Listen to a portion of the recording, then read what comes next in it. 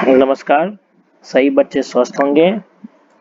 और अभी तक के केमिस्ट्री क्लास में आप लोगों ने खूब आनंद उठाया होगा और मन लगा के पढ़ाई भी कर रहे होंगे। तो पिछले क्लास में हम लोगों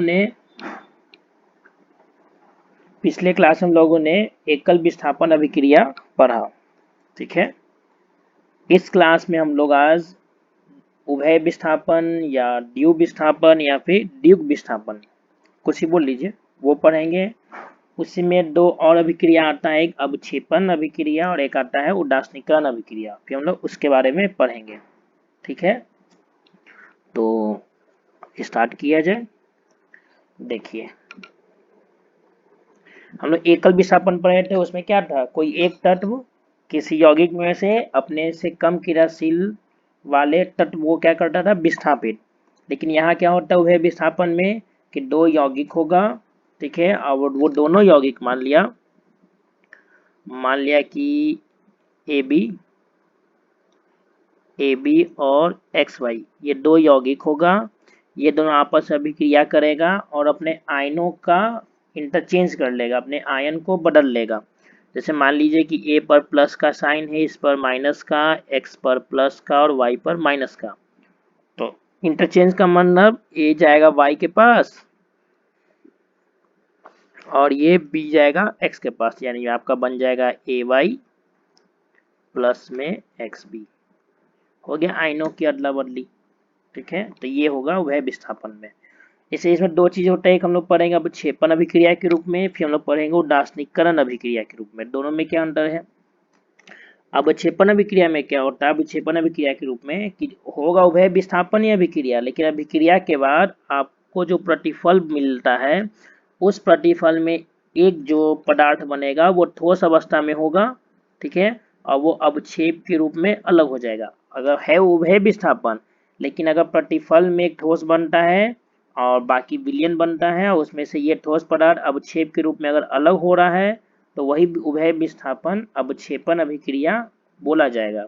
ठीक है, उदासीनीकरण कब बोला जाएगा उभय विस्थापन अभिक्रिया को, होगा उभय विस्थापन अभिक्रिया ही, लेकिन अभिक्रिया के बाद जो प्रतिफल बनेगा वो बनेगा लवण और जल। जो प्रतिफल बनेगा, प्रतिफल वो आपका बनेगा लवण और जल, जो एक उदासीन होगा। लवण जल का जो मिश्रण होगा वो क्या होगा, उदासीन होगा। तो वही अवक्षेपण अभिक्रिया कहलाने लगेगा उदासीनीकरण अभिक्रिया। एक बात आप समझ ही गए कि उभय विस्थापन अभिक्रिया में ही अवक्षेपण भी आ रहा है और उदासीनीकरण भी आ रहा है। ठीक है, चलिए अब हम लोग अब उभय विस्थापन अभिक्रिया की परिभाषा देख लें। एग्जामिनेशन में क्या लिखेंगे, तो जब दो यौगिक अपने आयन पता है ही, प्लस और माइनस का चार्ज, ठीक है, जब परमाणु या परमाणुओं के समूह प्लस और माइनस का चार्ज अपने ऊपर रखते हैं तब वो आयन का बनाते हैं, तब वो आयनिक हो जाते हैं। ठीक है, जैसे सोडियम के ऊपर एक प्लस का चार्ज तो सोडियम आयन, क्लोरीन के ऊपर एक माइनस का चार्ज तो क्लोराइड आयन। ठीक है, उसी तरह CO3 के ऊपर 2 माइनस का चार्ज कार्बोनेट आयन। ठीक है, उसी तरह SO4 के ऊपर 2 माइनस का चार्ज तो सल्फेट आयन। समझ में आ गया। परमाणु जब परमाणुओं के समूह अपने साथ प्लस या धनायन या निरायन रखना शुरू करते हैं तो वो आयन कहलाते हैं। ठीक, आयनिक परमाणु या आयनिक अणु कहलाते हैं। ठीक है, चलिए तो उभय विस्थापन क्या है कि जब दो यौगिक अपने आयनों यानी प्लस माइनस अपने आयनों की अदला बदली, अभिक्रिया के दौरान या तो माइनस का इंटरचेंज आपको समझना है या तो प्लस का इंटरचेंज, ये ध्यान रखना। एक ही जैसे चीज को आपको इंटरचेंज करके समझना है। ठीक है, तो आयनों की अदला बदली को ही आप विनिमय भी बोल सकते हैं कि विनिमय करके, आयनों की अदला बदली करके या फिर विनिमय करके दो नए यौगिक जब बनेगा क्या बनेगा, दो नए यौगिक का निर्माण करते हैं। दो नए यौगिक का निर्माण करते हैं तो अभिक्रिया क्या कहलाती है, उभय विस्थापन अभिक्रिया। अभिक्रिया क्या कहलाएगी, उभय विस्थापन अभिक्रिया। आइए इसको अब एग्जांपल से समझ लें। AgNO3 सिल्वर नाइट्रेट, नाम नहीं लिखते हैं ध्यान रखिएगा। तो AgNO3 टूटेगा Ag प्लस और NO3 माइनस। AgNO3 है और क्या है NaCl, तो NaCl भी टूटेगा Na प्लस में और Cl माइनस में। तो AgNO3 और NaCl दोनों अभिक्रिया किया, ठीक है, तो आपका बना AgCl। तो याद देखिए AgCl में क्या बन रहा है, Ag प्लस है और Cl माइनस है, और NaNO3 में क्या है, Na प्लस है और NO3 माइनस है। तो आप क्या देख रहे हैं कि अभिक्रिया से पहले देखिए अभिकारक के साइड में देखिए, इधर आपको देखना है इस साइड, ठीक है। तो AgNO3 और NaCl में NO3 Cl माइनस ये इंटरचेंज हो गया, ये क्या हो गया इंटरचेंज। देखिए Ag चला गया Cl के पास, ये Ag था तो Ag और Cl आपस में जुड़ गया, तो आपका बन गया AgCl, और Na और NO3 आपस में जुड़ गया तो बन गया NaNO3, ठीक है। तो यहाँ आयनों की क्या हुई अदला बदली। तो आयनों की अदला बदली जो लाइन है, या तो प्लस आयन को ध्यान में रख के बात समझिए, या तो भी समझिए कि वो माइनस का आपस में अदला बदली हुआ, या तो प्लस का अदला बदली समझ लीजिए या फिर माइनस का, ठीक है, दोनों का एक समझ समझिएगा, ठीक है। तो हम पहले अगर माइनस को देखते हैं, तो जो Ag के साथ जो माइनस वाला था वो Na प्लस के पास चला गया, और जो Na के साथ जो माइनस वाला था वो Ag के पास चला गया, तो हो गया यहाँ माइनस की अदला बदली, ऋण आयनों की अदला बदली, ठीक है। और हम मोर एग्जाम्पल्स आगे देखेंगे, फिर उभय विस्थापन में कुछ और भी बातें जानेंगे, ठीक है, कि उभय विस्थापन अभिक्रिया में हमेशा आयनिक यौगिक ही भाग लेते हैं। उभय विस्थापन अभिक्रिया में कौन भाग लेते हैं, आयनिक यौगिक। फिर हम ये भी समझेंगे आगे जाके कि क्या सब उदासीनीकरण उभय विस्थापन में जाएगा कि नहीं जाएगा, ठीक है, इस बात को भी हम लोग समझेंगे। लेकिन ये समझ के रखिए कि उभय विस्थापन में ही उदासीनीकरण आता है, लेकिन सब रासायनिक अभिक्रिया उभय विस्थापन, सब उदासीनीकरण अभिक्रिया उभय विस्थापन में नहीं जाता है, इस बात को भी हम लोग समझेंगे, ठीक है। चलिए अवक्षेपण अभिक्रिया समझते हैं। परीक्षा में आया तब क्या लिखेंगे अवक्षेपण अभिक्रिया, कि जब अभिक्रिया के पश्चात अभिक्रिया हुआ, उसके पश्चात एक ठोस पदार्थ, ध्यान रखिएगा एक ठोस पदार्थ विलयन से, मतलब अभिक्रिया के पश्चात एक ठोस पदार्थ ही बनेगा और विलयन भी बनेगा, ठीक। तो एक ठोस पदार्थ विलयन से अवक्षेप के रूप में पृथक हो जाता है, या आप सिंपल ये लिख दीजिए कि विलयन से पृथक हो जाता है, ठीक है। तो अभिक्रिया क्या कहलाती है, अवक्षेपण अभिक्रिया।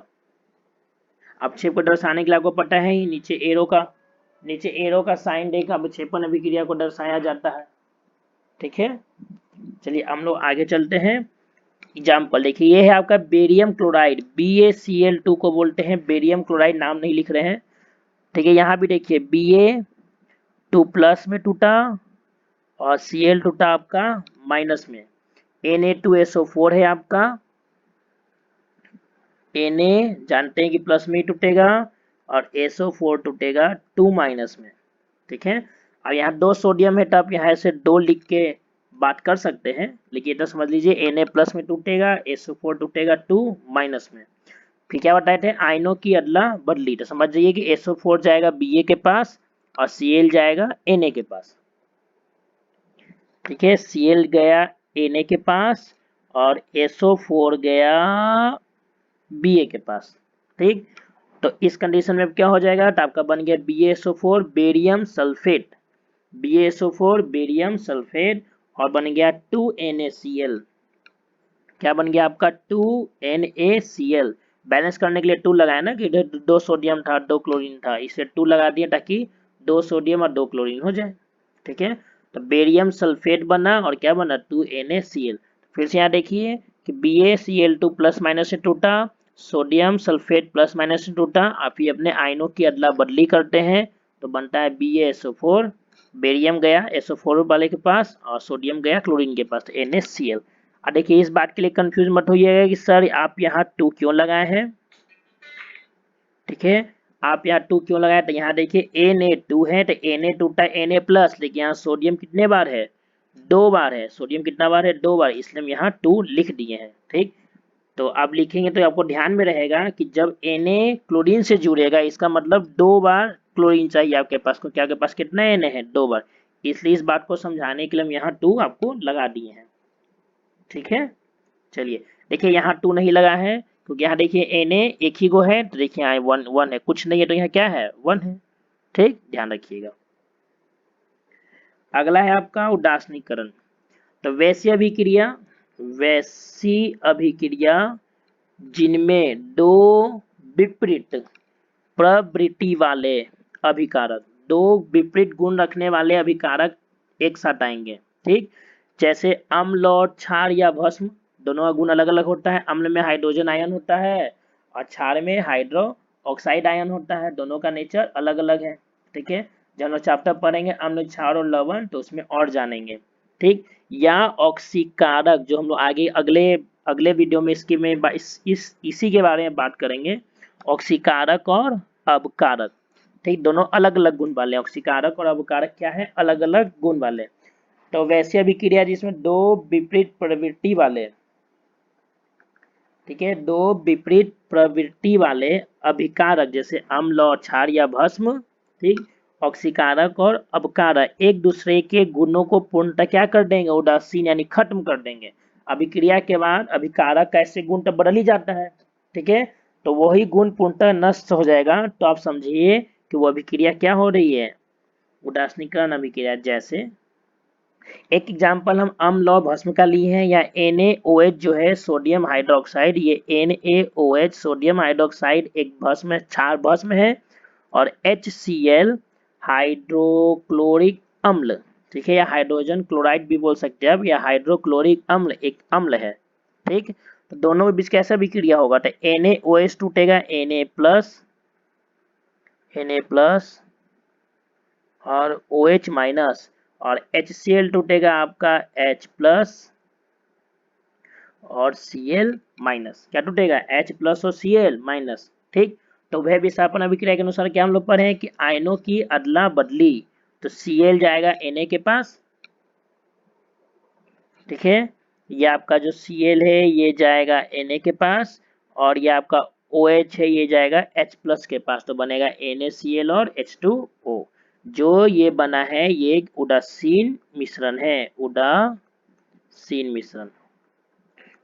ठीक है, जल्द उदासीन होता है ही, असाधारण नमक भी क्या है यहाँ उदासीन है।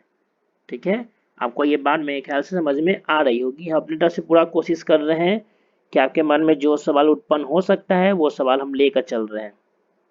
ठीक है, अच्छा देखिए साहब के बगल में AQL लिक्विड है, AQ टनु मिश्रण है, टनु विलयन जिसको बोल रहे हैं जल होगा। ठीक, तो ये ध्यान रखिएगा, दोनों हम AQ ही लिए हैं, और बनना एक AQ बना है, जल तो लिक्विड बनेगा। देखिए लेकिन अब ये एग्जांपल देखिए, कार्बन सॉलिड अवस्था में है, O2 गैसीय अवस्था में है, लेकिन दोनों अभिक्रिया किया तो बना है CO2। क्या बना, CO2।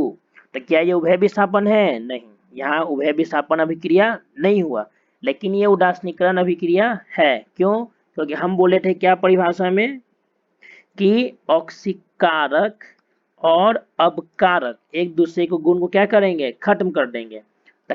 ठीक है, तो ऑक्सीजन एक ऑक्सीकारक है, ऑक्सीजन आपका क्या है, ऑक्सी कारक है, और कार्बन आपका क्या है, अबकारक है। ऑक्सीजन ऑक्सीकारक है, कार्बन क्या है, अबकारक।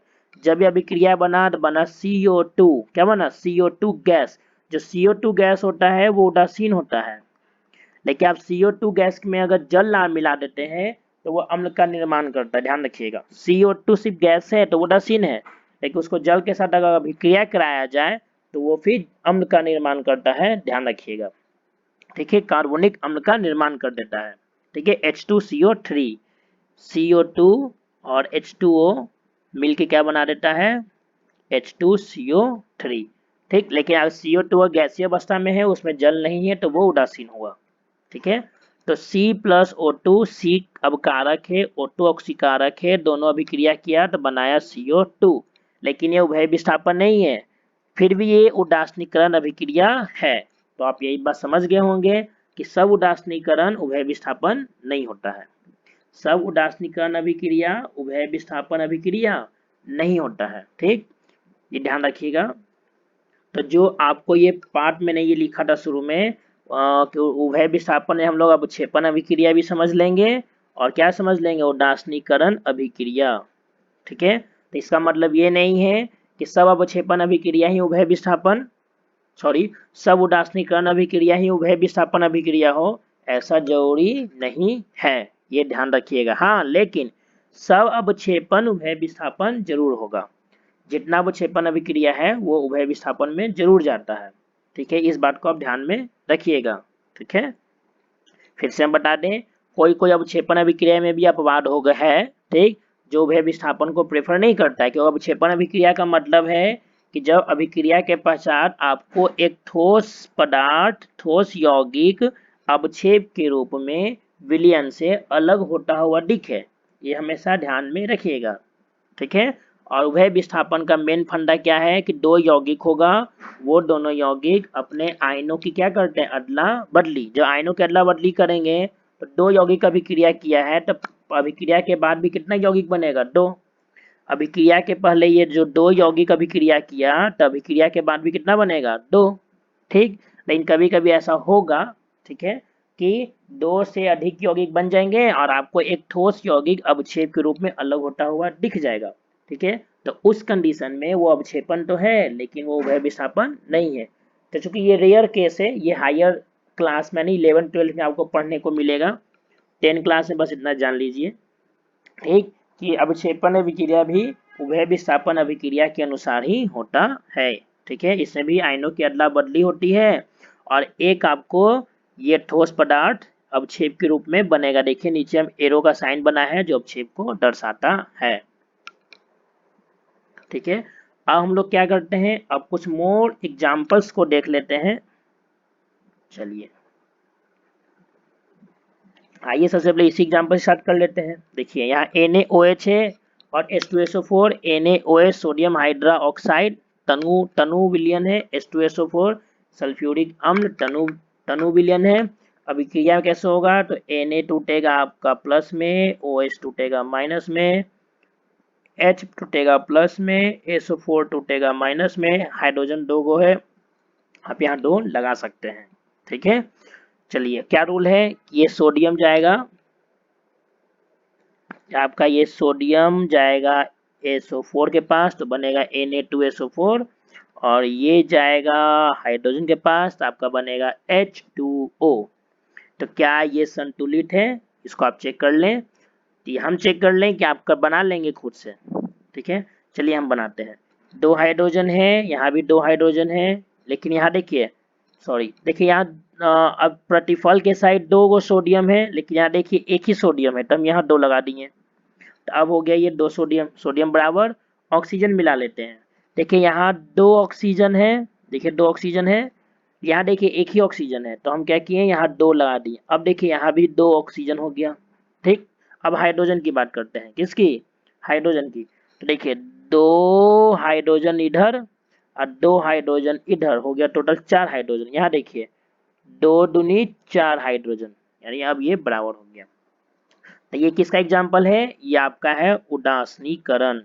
उदासीनीकरण, क्या ये उभय विस्थापन का एग्जाम्पल है, तो बेशक है, क्योंकि इसमें भी आयनों की क्या हुई है, अदला बदली। तो ये उदासीनीकरण के साथ उभय विस्थापन का भी एग्जाम्पल हो गया।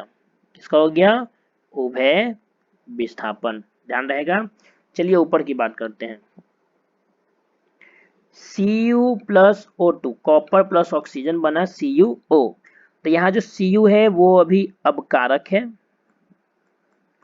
और O2 जो है वो अभी ऑक्सीकारक है। ठीक है, दोनों अभिक्रिया करके बनाया है कॉपर ऑक्साइड, क्यूप्रिक ऑक्साइड इसको बोलेंगे, क्योंकि संयोजकता यहाँ कॉपर का दो है, तभी हम लिख देते हैं कॉपर ऑक्साइड। ये उभय विस्थापन है नहीं, क्योंकि यहाँ आयनों की अदला बदली नहीं हुई है, तो ये सिर्फ क्या है, उदासीनीकरण में जाएगा, उदासीनीकरण। ठीक है, और साथ में ऑक्सीकरण अपकरण अभिक्रिया भी है। कौन सी अभिक्रिया भी है, ऑक्सीकरण और अपकरण अभिक्रिया। कौन सी अभिक्रिया है ये, साथ में ऑक्सीकरण और अपकरण अभिक्रिया भी है। ठीक है, उदासीनीकरण भी है और साथ में क्या है, ऑक्सीकरण और अपकरण। लेकिन ये उभय विस्थापन Cu प्लस O2 CuO उभय विस्थापन नहीं है, इस बात को ध्यान में रखिएगा। अब इसमें आते हैं कैल्शियम हाइड्रोक्साइड, ये टूटेगा Ca2 प्लस, कैल्शियम का दो होता है और OH माइनस, चूंकि दो गो OH है तो आप यहाँ 2 लगा सकते हैं, ठीक है। HNO3 टूटेगा H प्लस नाइट्रिक अम्ल और NO3 माइनस। नियम क्या है, T प्लस वाला माइनस के पास जाता है तो ये Ca जाके जुड़ेगा NO3 से और ये दोनों जाके जुड़ जाएगा आपस में OH और H, तो OH और H जुड़ा तो बना H2O, ठीक। और HNO3 टूटा, आई मीन की Ca और NO3 जुड़ा तो बन गया CaNO3 का होल ट्वाइस, यानी कैल्शियम नाइट्रेट। क्या बना, कैल्शियम नाइट्रेट। अब इसको बैलेंस करने की बात है, देखिए NO3 यहाँ 2 बार है, NO3 को एक साथ समझिए, NO3 2 बार है, लेकिन यहाँ देखिए NO3 एक ही बार है, तो हम यहाँ 2 लगा दिए, NO3 2 बार हो गया, ठीक है। हाइड्रोजन को मिला लेते हैं, 2 हाइड्रोजन और ये 2 दूनी, ये देखिए यहाँ भी 2 हाइड्रोजन और देखिए यहाँ भी 2 हाइड्रोजन, टोटल कितना हाइड्रोजन, 4 हाइड्रोजन, लेकिन यहाँ तो 2 है ना तो हम यहाँ 2 लगा दिए। अब ये 2 दूनी 4 हाइड्रोजन। ऑक्सीजन देख लेते हैं, तो देखिए ये 2 और ये 1, यहाँ 2 ऑक्सीजन, यहाँ देखिए 2 और ये 1, यहाँ भी 2 ऑक्सीजन, तो इस तरीके से ये संतुलित हो गया। हम लोग अगले एग्जाम्पल में चलते हैं। यहाँ देख लें आप दोनों, देखिए CaOH का होल ट्वाइस भी एक्वा है, HNO3 भी एक्वा सोल्यूशन है, CaNO3 का होल ट्वाइस भी एक्वा ही बना और H2O तो लिक्विड बना। यहाँ आपको कोई अवक्षेप के रूप में नहीं मिला, तो ये क्या क्या इसको हम बोल सकते हैं, इसको हम बोल सकते हैं कि ये उदासीनीकरण तो है ही, ठीक है। ये क्या है, उदासीनीकरण, उदासीनीकरण भी है और साथ में ये उभय विस्थापन भी है, क्योंकि यहाँ आयनों की बदला बदली साफ साफ क्लियर दिख रही है, लेकिन आपको दिख रहा होगा कि Cu प्लस O2 में ऐसा नहीं था, इस बात को आप ध्यान में रखिए। चलिए FeS फेरस सल्फेट, FeS क्या है आपका, फेरस सल्फेट, जो सॉलिड अवस्था में है, ठीक। और H2SO4 आपका क्या है, अम्ल है, जो एक्वा सोल्यूशन है। जब दोनों के बीच अभिक्रिया हुआ तो बन गया FeSO4। यहाँ पर आप समझ लीजिए कि Fe टूटा है, Fe2 प्लस और सल्फर 2 माइनस, तभी FeS बना है। और H2SO4 में H प्लस और SO4 2 माइनस, यहाँ 2 हाइड्रोजन लिख देते हैं क्योंकि H2 है इसलिए 2 H प्लस बना, ठीक। तो देखिए Fe गया SO4 से, अब चूंकि दोनों का संयोजकता तो 2 ही है, इसे 2 से 2 कैंसिल, तो FeSO4 लिखा गया फेरस सल्फेट, ठीक है। और ये आपस में जुड़ गया S और 2 तो बन गया H2S हाइड्रोजन सल्फाइड। H2S क्या बन गया, हाइड्रोजन सल्फाइड, जो गैस के रूप में बना है, H2S किस रूप में बना है, गैस के रूप में। और FeSO4 आपको टनु विलियन मिल गया, ठीक है। तब आप बताइए कि ये क्या है, ये आपका उभय विस्थापन अभिक्रिया में जाएगा, क्लियर है, क्लियर किस में जाएगा, उभय विस्थापन अभिक्रिया में, उभय विस्थापन अभिक्रिया, ध्यान रहेगा। ये कौन सा अभिक्रिया में जाएगा, उभय विस्थापन में जाएगा, अम्ल और क्षार में नहीं जाएगा, ठीक है, क्योंकि इसमें अम्ल है, क्षार इसमें नहीं है। हाँ FeS क्षार जैसा नेचर रखता है, ठीक, लेकिन हम लोग उतना डीपली नहीं पढ़ते हैं, हम लोग बस आराम से पढ़ते हैं कि अभी ये सिर्फ किस में जाएगा, उभय विस्थापन में ही जाएगा, ठीक है, और कुछ मत सोचिएगा। लवण, देखिए NaCl एक लवण है, उसी तरह आपका FeS भी एक लवण है, ठीक। NaCl आपका एक लवण है तो ये टूटेगा Na प्लस और Cl minus, H2SO4 again H plus, H2 2 है इसलिए 2H प्लस, और ये टूटेगा SO4 2 माइनस में, तो अच्छा यहाँ देखिए H2SO4 को तोड़ने का बहुत तरीका है। पहला आपको हम सबको सिखा देते हैं, ध्यान से देखिए, इसको इरेज कर लें।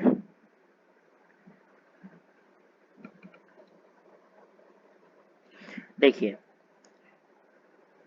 H2SO4 ये 2 बार टूट सकता है, एक ये H प्लस और HSO4 माइनस, ठीक है। H2SO4 ऐसे भी टूटेगा, और एक इसका ऑप्शन है तोड़ने का 2H प्लस, ठीक है, और SO4 2 माइनस, दोनों में अंतर आपको दिख रहा होगा, ठीक है, दोनों में अंतर दिख रहा है। पहले वाले में 2H प्लस और SO4 2 माइनस, सिंपल हाइड्रोजन अलग और पूरा सल्फेट अलग। सेकंड में देखिए एक हाइड्रोजन ही आयन H2SO4 से एक ही हाइड्रोजन आयन अलग हुआ और एक बन गया हाइड्रोजन सल्फेट। क्या बन गया? Hydrogen sulphate. तो HSO4 अब एक माइनस क्यों हो गया? जब SO4 शिफ्ट था तो दो को माइनस था। देखिए हाइड्रोजन चूंकि प्लस रखता है ना तो H जाके जैसे SO4 में जुड़ा तो इसलिए एक माइनस क्या हो गया? कम। तो इसलिए SO4 पर आ गया एक ही को माइनस। SO4 पर कितना माइनस आ गया? बस एक माइनस। अभी क्या है कि अभी हमको HSO4 ही तोड़ेंगे। HSO4 minus. फिर आप समझ रहे होंगे सर ऐसा कैसे?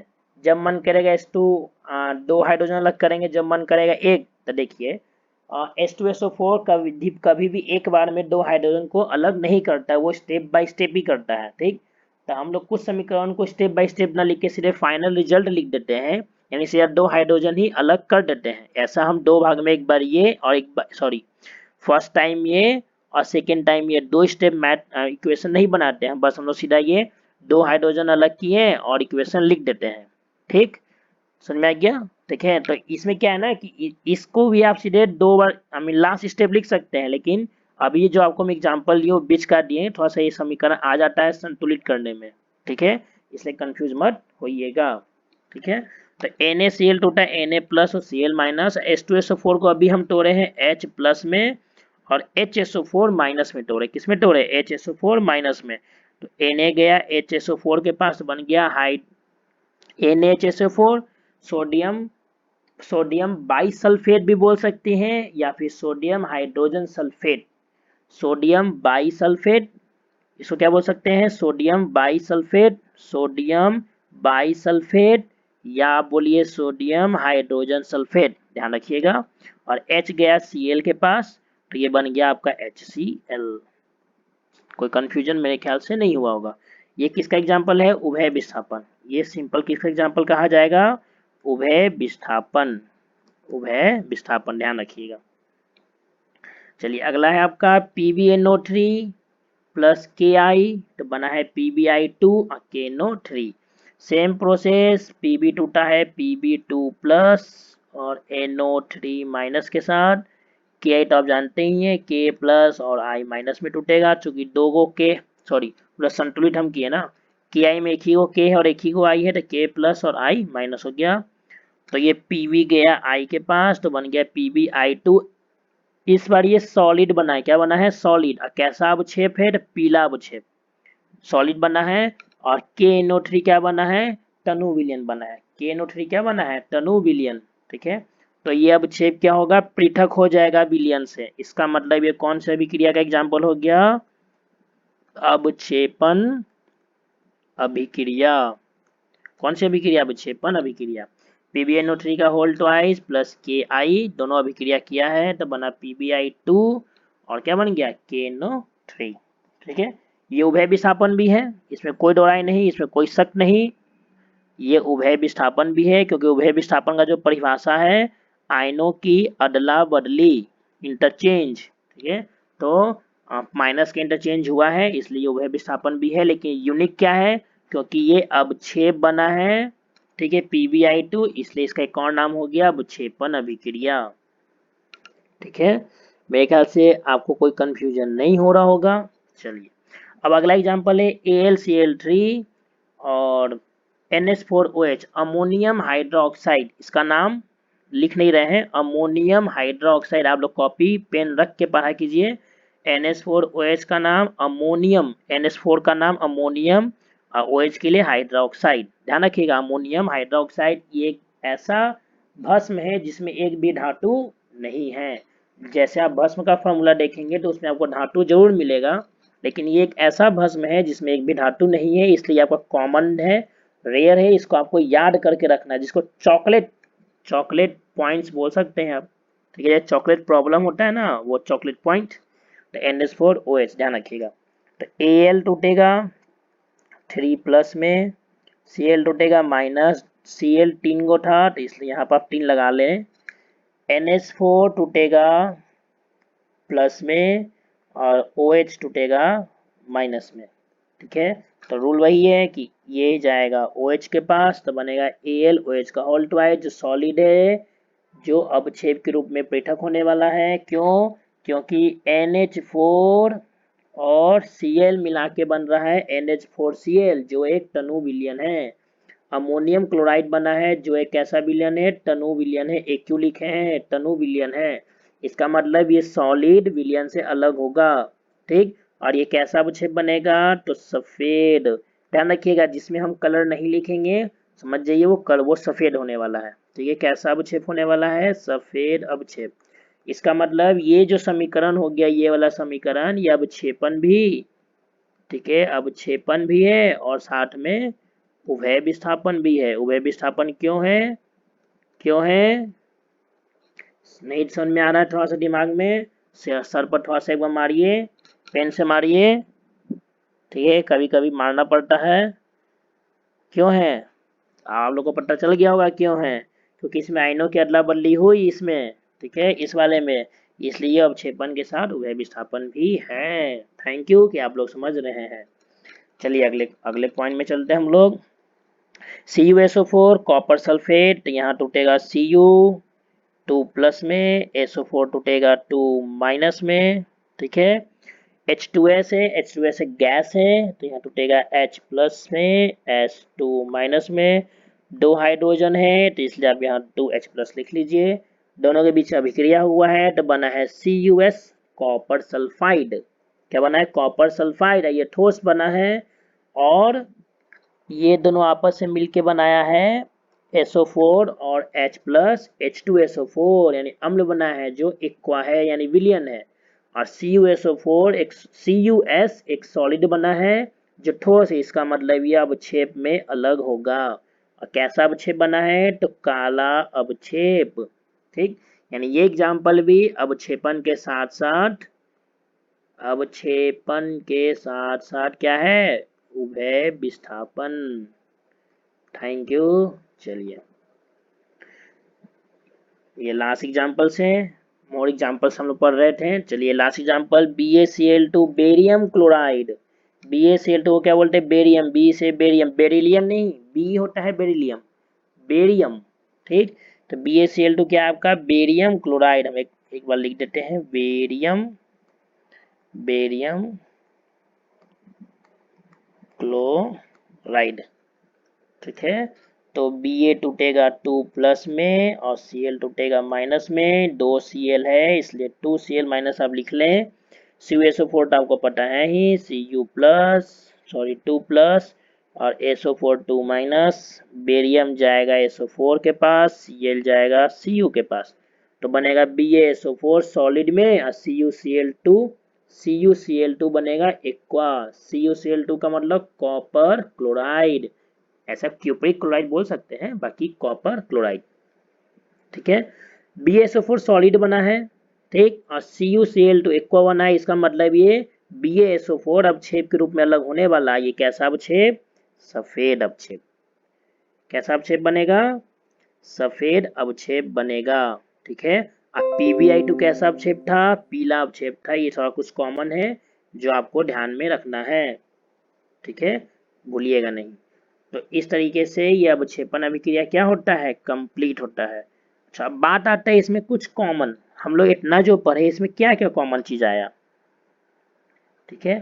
तो आप इसमें अगर कॉमन बात को देखना चाहते हैं तो आप देखिए, उभय विस्थापन आपने गौर किया, ठीक है, कि इसे जो दो यौगिक अभिकारक हैं, जो अभिकारक हैं, अभिकारक में कितने यौगिक मिल रहे हैं हमको, दो यौगिक।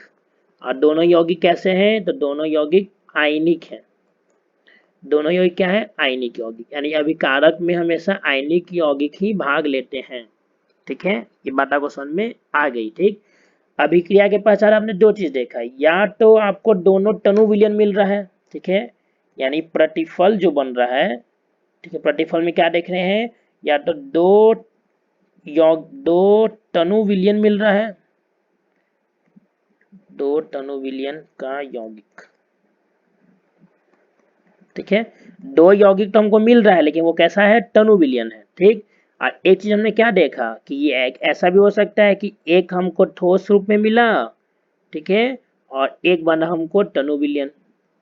एक क्या मिला हमको, टनु विलयन, हमने ये भी देखा, ठीक। और एक कॉमन बात हमने क्या देखा कि हमको उदासीन प्रतिफल मिला, उदासीन प्रतिफल ही मिल रहा था, उदासीन प्रतिफल। इस उदासीन प्रतिफल में क्या क्या मिल रहा था हमको, तो इसमें हमको दो चीज मिल रहा था, एक लवण, लवण का टर्नो विलयन, और साथ में हमको मिल रहा था एक जल H2O, साथ में क्या मिल रहा था, एक जल। तो हमने उभय विस्थापन अभिक्रिया को समझा, तो ये तीन बातें हमको समझ में आई कि दो यौगिक जो भाग ले रहा है वो सब आयनिक यौगिक है। जो यौगिक भाग ले रहा है वो कैसा यौगिक भाग ले रहा है, आयनिक यौगिक भाग ले रहा है, ठीक। अभिक्रिया के साथ जो प्रतिफल मिलता है तो हमेशा दो यौगिक ही मिला हमको, ठीक है, और दोनों यौगिक कैसा, टर्नो विलयन के रूप में, ठीक। या एक क्या देखें कि अगर एक ठोस मिलता है तो एक हमको टर्नो विलयन जरूर मिलता है, और एक हमने क्या देखा कि उदासीन प्रतिफल मिलता है, मतलब लवण और जल का मिश्रण मिलता है हमको, क्या मिलता है, लवण और जल का मिश्रण, ठीक है। अच्छा, और इसमें कुछ कॉमन पॉइंट कुछ निकल सकता है, ठीक है। तो आपने एक चीज गौर किया कि सब उदासीनीकरण अभिक्रिया उभय विस्थापन में नहीं जा रही थी, ठीक है, और सब उभय विस्थापन अभिक्रिया अवक्षेपण भी नहीं हुआ। आपने इस चीज को गौर किया होगा कि सभी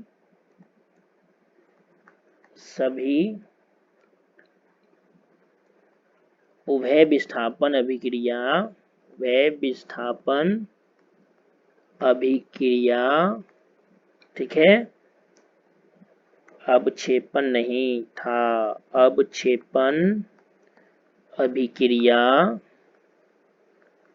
क्रिया नहीं, ठीक है। सब विस्थापन अभिक्रिया, उभय विस्थापन अभिक्रिया अवक्षेपण अभिक्रिया नहीं है या नहीं होता है, ठीक है। उभय विस्थापन सभी उभय विस्थापन अभिक्रियाएं अवक्षेपण अभिक्रियाएं नहीं होती है, अवक्षेपण अभिक्रियाएं नहीं होती है। आपने ये चीज समझा, ठीक है। फिर आपने ये भी समझा कि सभी उभय विस्थापन अभिक्रिया उदासीनीकरण भी नहीं होती है, ठीक है। यहाँ पे आपको कोई कंफ्यूजन अब नहीं होगा, और नहीं उदासीनीकरण अभिक्रिया, और नहीं क्या होते, उदासीनीकरण, आपने गौर किया होगा, ठीक है। आपको हम इस बात को दर्शाने का प्रयास करते हैं, आप एग्जाम्पल देखें तो आपको पता चल जाएगा। जैसे कहाँ गया पीबीआई, हाँ ये देखिए NaCl और NaCl और H2SO4, हम इसको ब्लैक कलर से बताते हैं, NaCl और H2SO4 दोनों एक्वा है। अब बनने के बाद हमको कोई ठोस मिला ही नहीं, एक्वा मिला और गैस मिला, कोई ठोस मिला, कोई ठोस हमको नहीं मिला, ठीक। यानी ये उदासीनीकरण उभय विस्थापन तो है लेकिन ये अवक्षेपण अभिक्रिया नहीं है। ये बात आपको समझ में आ गई है, ठीक है। तो आप इस बात को ध्यान में रख लीजिए कि आप क्लियर शब्दों में नहीं बोल सकते हैं कि सब अवक्षेपण, जितना अवक्षेपण है 10th क्लास में, ठीक, 10th क्लास में आप ये बोल सकते हैं कि अवक्षेपण उभय विस्थापन है। 10th क्लास में आप इतना बोल सकते हैं कि जो अवक्षेपण है वो उभय विस्थापन है। तो 10th क्लास में आप बात को इग्नोर कीजिए। तो जो भी अवक्षेपण अभिक्रिया है, ठीक है, वो उभय विस्थापन है, लेकिन आप ये नहीं बोल सकते हैं कि सब उभय विस्थापन, ठीक है ना, अवक्षेपण होगा, आप ये नहीं बोल सकते हैं, ठीक है। तो देखिए हम ऊपर ही लिख दिए, इसलिए हम दोबारा नहीं लिखते इस बात को।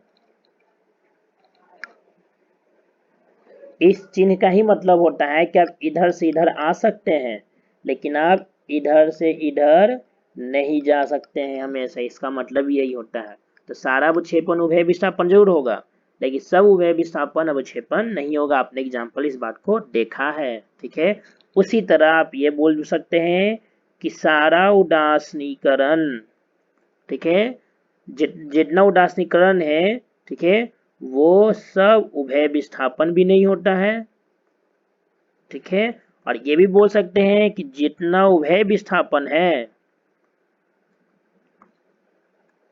ठीक, वो सब उदासीनीकरण नहीं होगा। कहने का मतलब है कि जितना उदासीनीकरण अभिक्रिया है वो जरूरी नहीं है कि वह उभय विस्थापन हो। आपने देखा इस बात को, ठीक है, ये जरूरी नहीं है। ठीक, और आपने ये भी देखा कि जो उभय विस्थापन है वो दार्शनिकरण अभिक्रिया हो ये भी जरूरी नहीं है। ठीक, यानी आप हमेशा इधर से इधर जाएं ऐसा कोई अनिवार्य नहीं है, और नहीं आप उभय से दार्शनिकरण बजा सकते हैं ये भी कोई कंपलसरी नहीं है। ठीक है, तो पूरे लेक्चर का सार ये रहा कि उभय विस्थापन अभिक्रिया में जो क्रिया विधि उभय विस्थापन की है वो क्रिया विधि अवक्षेपण अभिक्रिया में भी देखने को मिलती है और दार्शनिकरण अभिक्रिया में भी देखने को मिलती है। जो परिभाषा उभय विस्थापन का है, जो क्रिया करने का तरीका उभय विस्थापन फॉलो करता है वही अवक्षेपण भी करता है और वही उदासीनीकरण भी करता है। ठीक, लेकिन उदासीनीकरण में उभय विस्थापन के तरीके के अलावा और भी कुछ विधि हैं, ठीक है, जो उदासीनीकरण अभिक्रिया को करवाता है। ठीक, ये बात को आप ध्यान में रखेंगे। मेरे ख्याल से इस तरीके से आपको ये पूरा लेक्चर समझ में आ गया होगा। ठीक है, चलिए तो आज के लिए इतना ही है। अगली क्लास में हम लोग ऑक्सीकरण और अवकरण में मिलेंगे। Thank you.